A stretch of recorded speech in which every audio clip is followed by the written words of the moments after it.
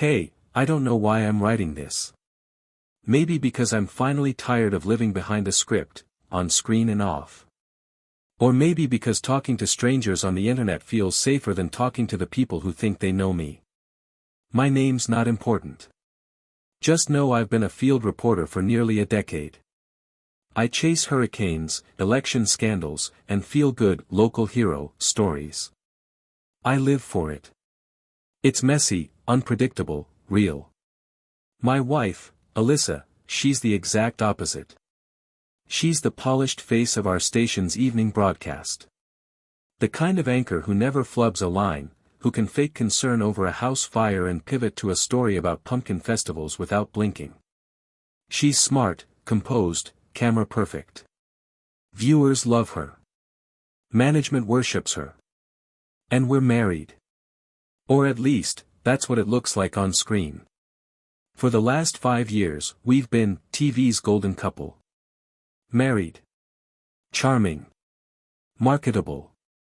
The type of relationship that gets sponsored content deals and glossy write-ups in local lifestyle mags. People love a good romance, especially one that beams into their living room at 6 p.m. sharp. But behind the scenes, we barely talk unless it's work-related. We don't touch. We sleep in separate rooms because of my early shoots. Our calendar is color-coded and strictly managed: interviews, meetings, kid pickup. Yes, we have one son, Leo, 6, but no room for us. It didn't always suck. We started as interns at the same station. We used to sneak off to the editing booths to kiss between commercial breaks. There was once real chemistry, real ambition. But over time, it became about the show. About brand. Public image. Ratings. And somewhere along the way, we lost each other. Alyssa became colder. Controlled. She'd smile on camera and then ignore me during the drive home. Any time I tried to talk about how distant we'd become, she'd wave it off. We're just tired. It's a phase. Don't sabotage what we've built. What we've built. Like our marriage was a PR campaign. So I stopped bringing it up. Stopped trying. We functioned, sure. We co-hosted a few charity events together. Took Christmas card photos for the viewers. Did the whole "look how in love" thing on Instagram. But the reality was, we were business partners, not husband and wife. Then came that day. The day I said one too many things on camera that I should have kept to myself. The moment that changed everything. And the irony? It wasn't even real. It wasn't cheating. It wasn't a betrayal. Not yet. But it was enough. It was a Friday afternoon segment, one of those feel-good filler pieces they shove into the last 5 minutes of the broadcast when the real news runs out. I was reporting live from a local fall festival. Pumpkins, hayrides, caramel apples, your basic small-town fluff. They sent me with a new hire, Natalie. Fresh out of grad school, sharp as hell, gorgeous in that unpolished, confident way. She wasn't trying to be on like most new anchors. She was just herself. From the second we started prepping, the banter came easy. She was funny, relaxed, asked me about my gear, my favorite segments. No pretenses. No politics. For the first time in a long time, I felt like I was talking to a real person, not a media-trained robot. Then the camera went live. I don't even remember half of what I said, something about pumpkin-spiced kettle corn and fall being my favorite time of year, especially when the company's this good. I looked at her when I said it. She laughed. Touched my arm. It lasted 3 seconds. 3 very obvious seconds. I played it off, smiled, threw back to the studio like I'd done 1,000 times. But when the red light blinked off, my phone buzzed instantly. Text from Alyssa. Wow. That was subtle. Face with rolling eyes. I stared at it for a second, unsure if she was joking or furious. Turns out, it was both. Back in the studio, she was on the news desk watching the entire thing in real time. From the way Natalie and I were vibing to the split-second hand touch, to the expression I didn't realize I'd made when I looked at her.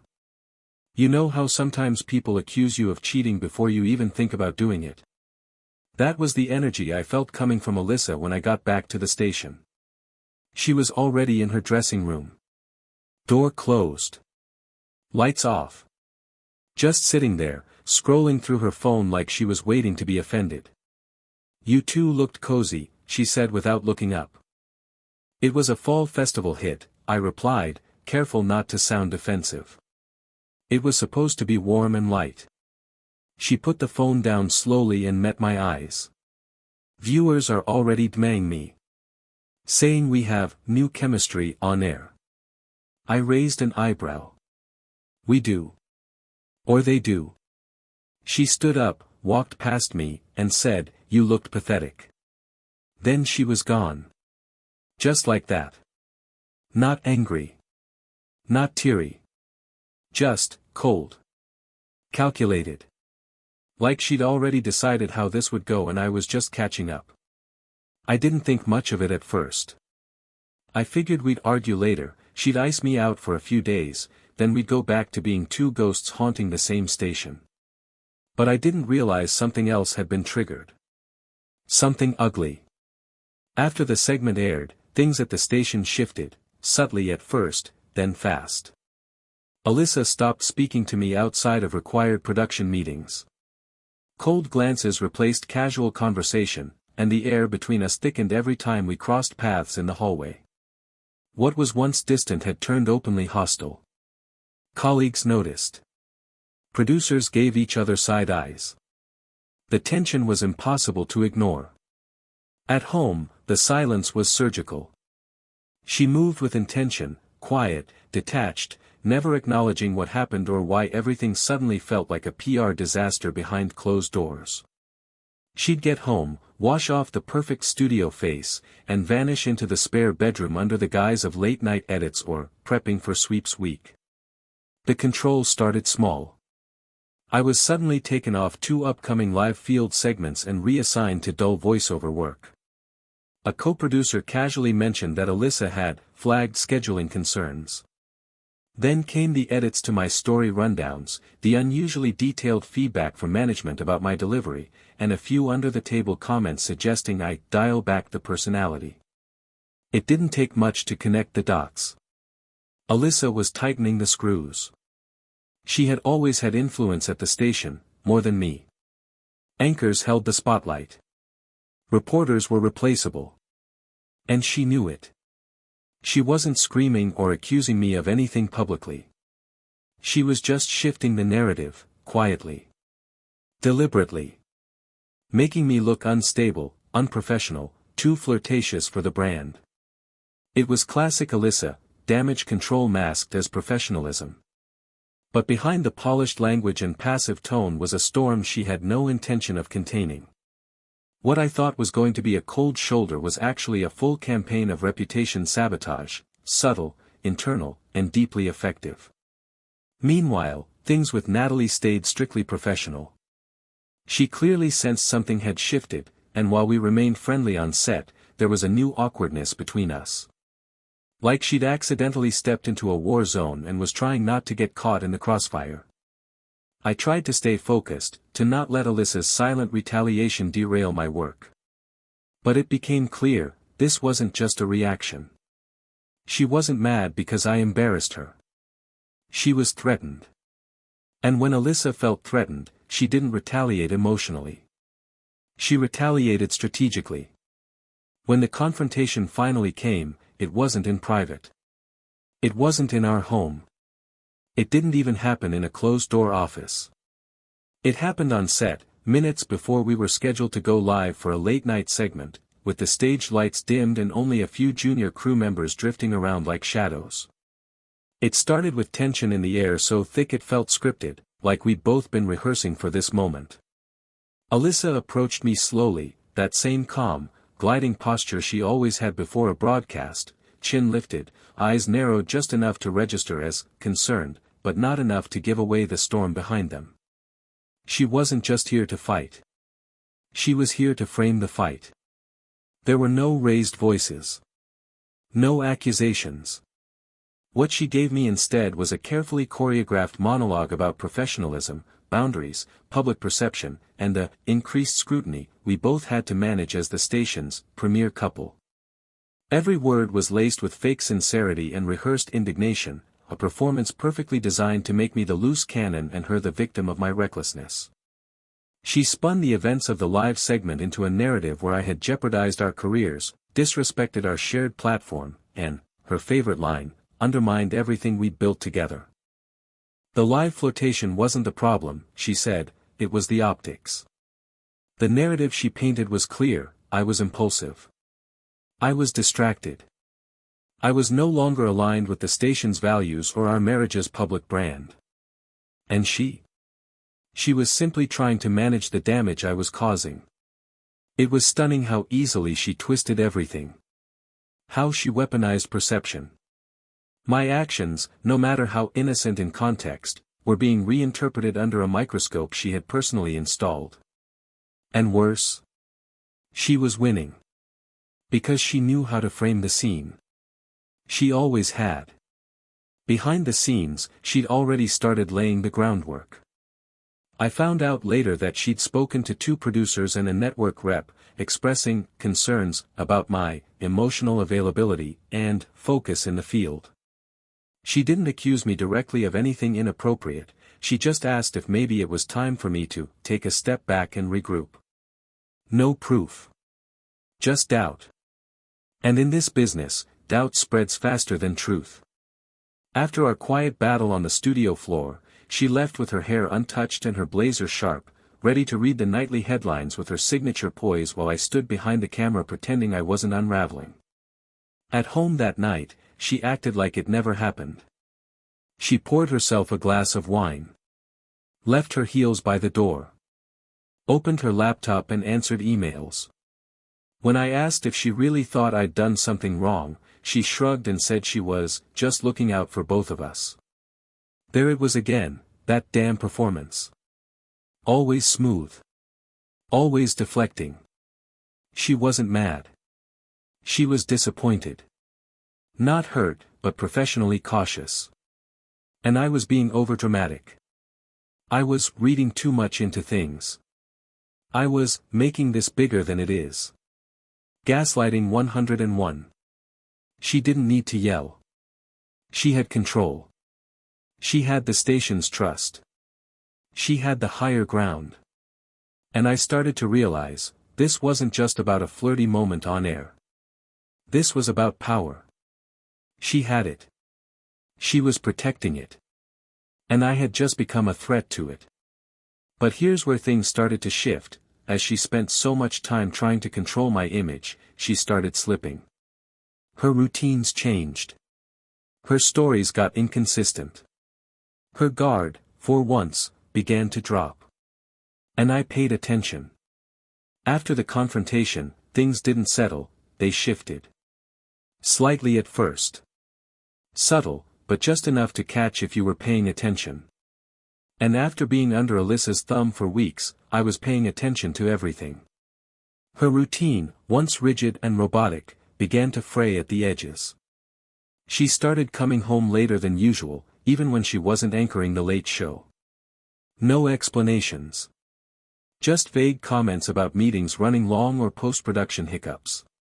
When I offered to wait up, she'd wave me off, say I looked tired, or that I needed to rest if I was going to keep up with Natalie's energy. She was throwing jabs now, dressed as jokes.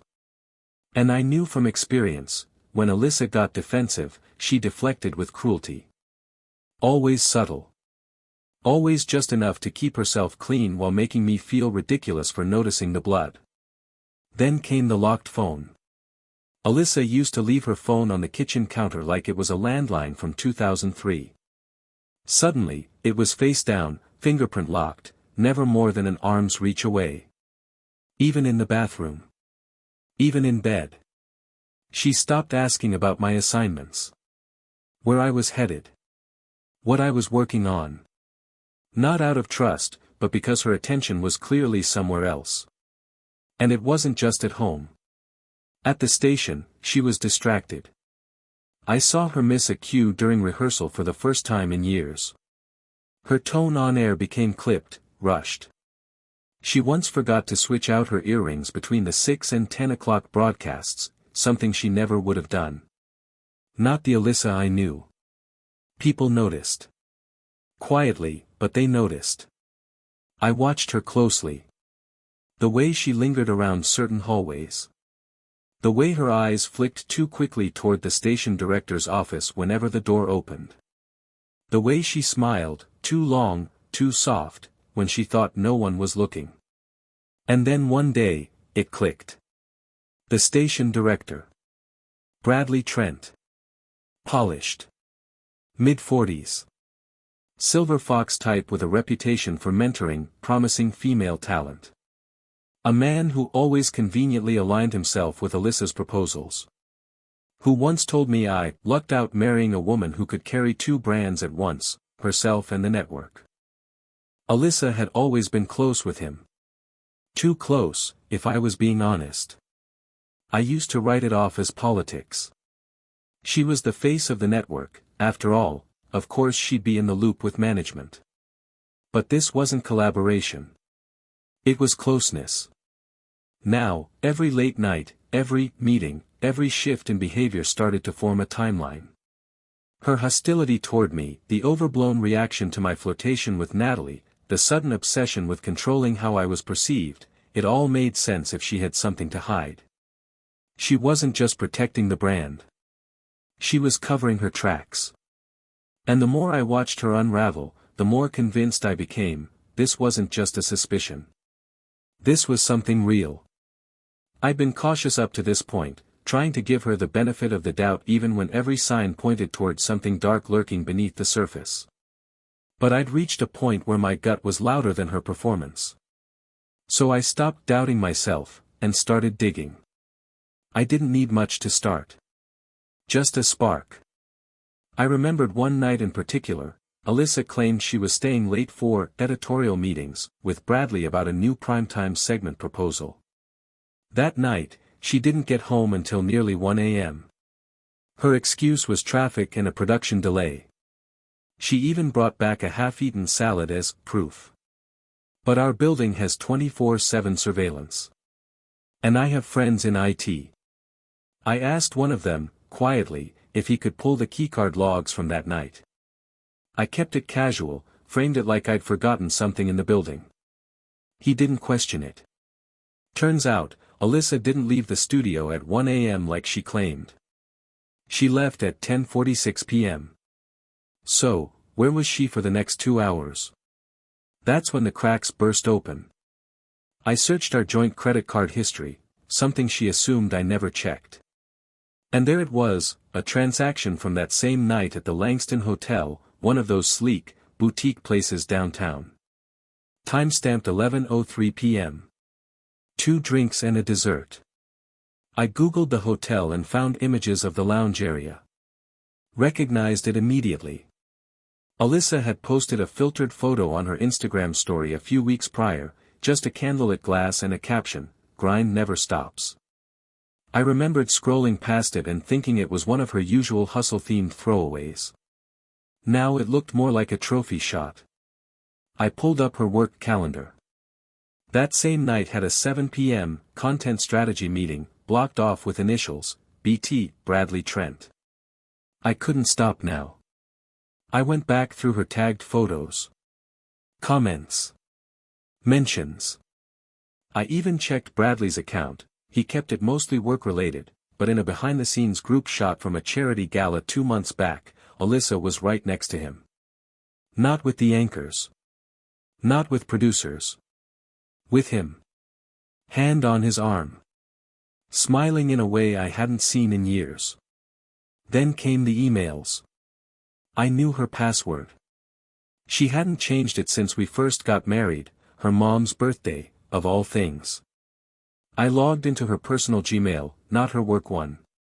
I told myself I'd just take a glance.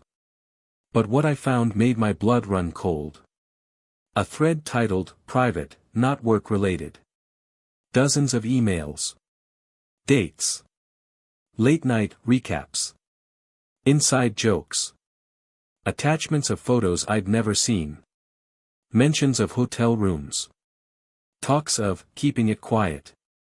A reference to waiting until the next contract renewal to go public. Go public? She wasn't just cheating.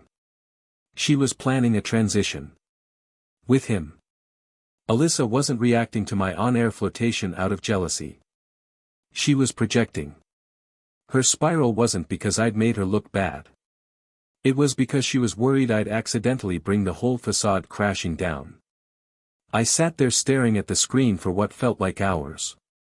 She had lied to my face every single day. She had dragged me through the mud, gaslit me, rewrote our entire relationship for the sake of optics, and all while building a new one behind closed doors with a man who controlled our careers. This wasn't a fling. It was a takeover. Secrets are only safe until the wrong person finds them. Or in Alyssa's case, the right one. It wasn't me who exposed her. I'd like to say I was the one who pulled the trigger, made the bold move, took control of the story. But I wasn't. I was still processing, still trying to figure out what the hell to do next. It was someone else inside the station. Someone who knew. Someone who'd probably known for a while. It started with a leak. An anonymous email was sent to the HR department and CC'd to several key people, producers, executive management, even 2 anchors in another city from our parent affiliate. The subject line was simple. Inappropriate relationship between station director and lead anchor. Attached were screenshots of emails between Alyssa and Bradley. Not all of them. But enough. Enough to paint the picture clearly. Late-night hotel bookings. Flirtatious exchanges. Mentions of shifting schedules strategically. Jokes about keeping things off the air, for now. Within hours, the newsroom was buzzing. Not openly, no one dared say her name too loud, but there was a tension, an unspoken electricity running through the building like we were all waiting for a transformer to blow. And then came the meeting. Alyssa was pulled into a closed-door conference with the station's legal and ethics advisor. Bradley, too. Both of them conveniently out of their offices for the rest of the day. Rumors started swirling. People whispered in corners. Producers suddenly didn't know where to assign segments.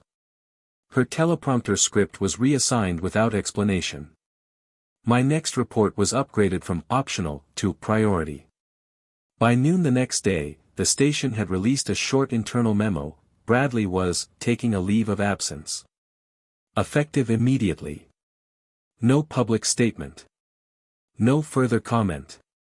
Alyssa, however, stayed on air. They didn't suspend her. Didn't reprimand her. Instead, they trimmed her screen time, cutting her out of the weekend specials, shaving down her presence in promotional spots. Subtle, but surgical. They were preserving face while letting her sweat. She didn't speak to me for 3 days. Not a word. Not even a glance during broadcast transitions. Then, late one night, I came home to find her in the kitchen, staring at her phone like it had betrayed her. She looked smaller. Dimmer. Like the light she performed under had finally turned against her. She didn't apologize. She didn't deny anything. She just said she was reevaluating everything. But I wasn't. I was done evaluating. The woman who once shared my life had turned me into a prop in hers, and now her set was collapsing. When the truth finally settled, it didn't feel like victory. There was no relief, no surge of vindication. Just stillness. Like standing in an empty studio after the lights go off, just cold, echoing silence and the faint smell of hairspray and dead air. Everyone knew now. Not just me. Not just the Whisper network in the newsroom. Everyone. And yet, no one said a word to me directly. No pats on the back. No, sorry you had to go through that. Just knowing looks, awkward silences in the elevator, and producers suddenly remembering urgent calls when I walked in. I became radioactive. Not because I did anything wrong, but because proximity to scandal makes people nervous. I kept showing up for work. Filed my pieces. Did my stand-ups in hurricane wind or outside courtroom doors with the same practiced tone. But inside, something in me had gone numb. Every time I stepped into the station, I felt like a background extra in her drama.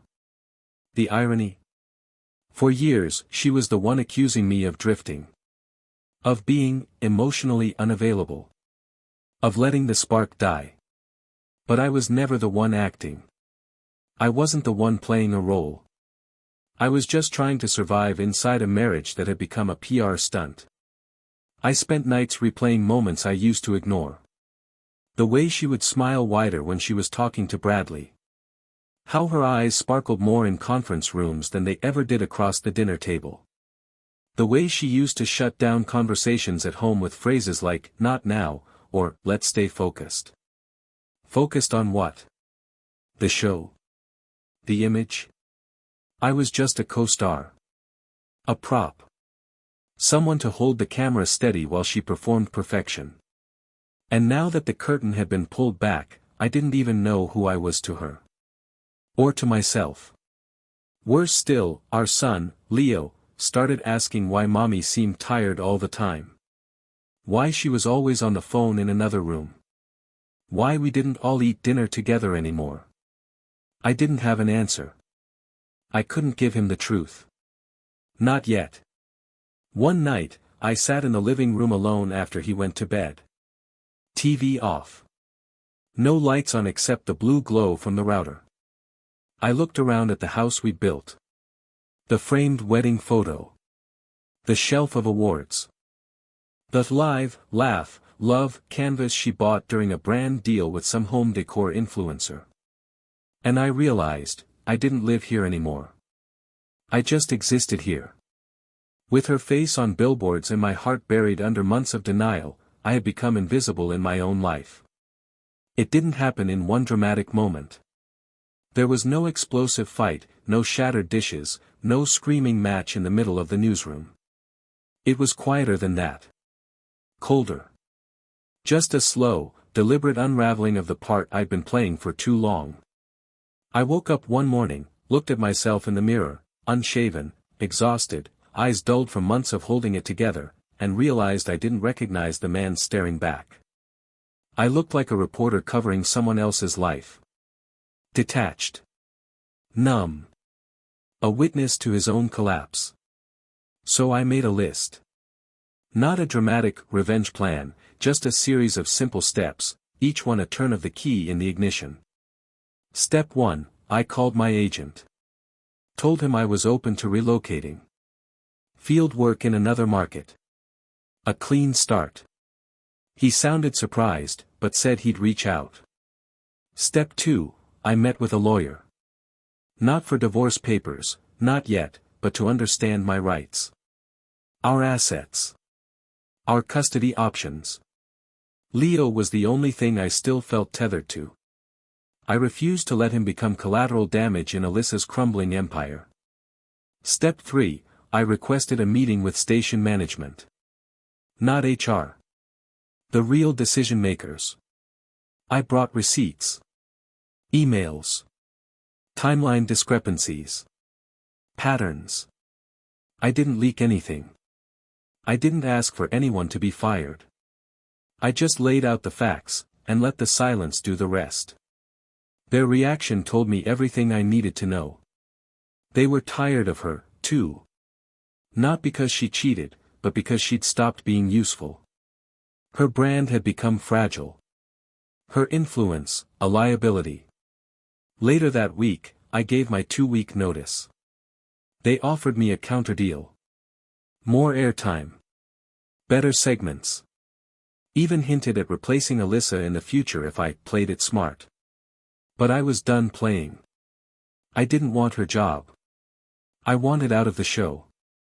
At home, I told her flatly that I was leaving. The job. The house. The performance. I'd found a place across town. Somewhere quiet. Neutral. Peaceful. Leo would have his own room. A backyard. We'd work out a schedule. She stared at me like I was malfunctioning. Like the character she'd been directing had gone off script.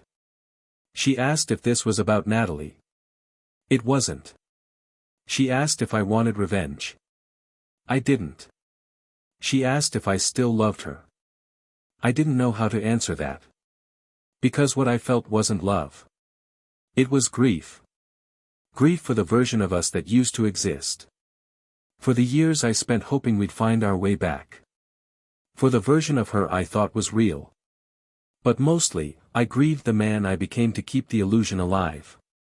And I was done grieving. I left the station on a Tuesday. No farewell party. No newsroom send-off. Just a final rundown, a cleared-out locker, and a quiet elevator ride down to the parking garage. It felt fitting. The show was over, and I didn't need an audience for the credits. 2 days later, Alyssa's scandal broke, for real this time. It wasn't the emails or the hotel bookings that did it. It was an internal audit from corporate. Turns out, Bradley had authorized a string of unreported personal expenses linked to executive travel, including 2 separate weekend getaways for brand development. Both billed under Alyssa's name. Both undeniably personal. The network suspended her pending investigation. Her face was pulled from promos. Sponsors backed off. The billboard downtown with our smiling faces. Covered with a new ad by the end of the week. I didn't celebrate. I didn't smile. Because it wasn't satisfying. It was just sad. Alyssa called me the day it all hit the press. Not to apologize. Not to explain. Just to ask if I had leaked anything. I hadn't. But I told her it didn't matter. She'd been leaking all along, trust, dignity, truth. Drop by drop. Until there was nothing left. I moved into the new place with Leo 2 weeks later. It's small, quiet, honest. He laughs more here. Sleeps better. We cook frozen pizzas and play Mario Kart until way too late on school nights. And me? I finally exhaled. I'm still rebuilding. Not just life, but identity. For years, I let myself be edited. Smoothed. Molded into something palatable for cameras and public perception. But now I'm learning how to live without cue cards. Without someone controlling my lines. Here's what I've learned. If your relationship feels like a segment, timed, polished, rehearsed, it's not a marriage. It's a performance. If someone only shows affection when the lights are on, they don't love you. They love the image of you. And if you ever feel invisible next to the person who's supposed to see you best, you're not crazy. You're just alone. Alyssa once told me, back when things were good, that the camera never lies. She was wrong. It lies all the time. But the truth? It always finds its way out. Even if it takes going live to do it. The end.